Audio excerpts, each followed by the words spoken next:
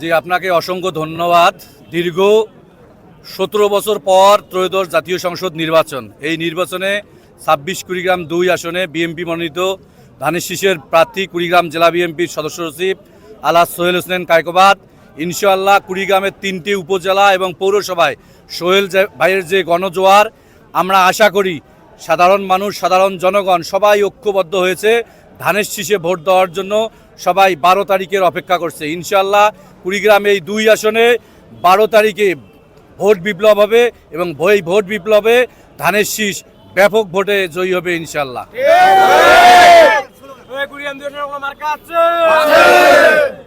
কুড়িগ্রাম ২ আসনে কোনো মার্কা আছে? কোনো মার্কা আছে? কোনো মার্কা আছে? ভাইয়ের কোনো মার্কা আছে?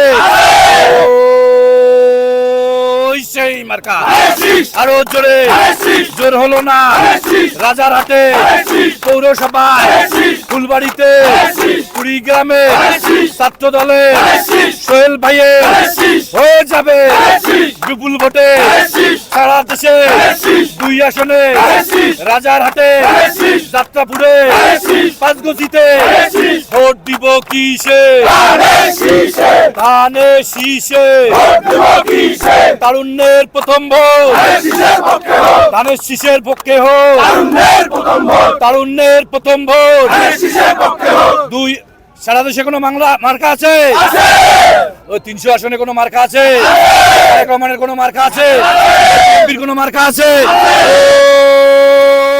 সেই মার্কা আরো জোরে ছাত্র দলে, যুব দলে, তারেক রহমানের ১২ তারিখে হয়ে যাবে সারা দেশে ২ আসনে সোহেল ভাইয়ের বিপুল ভোটে হয়ে যাবে তারুণ্যের প্রথম ভোট ধানের শীষের পক্ষে হোক।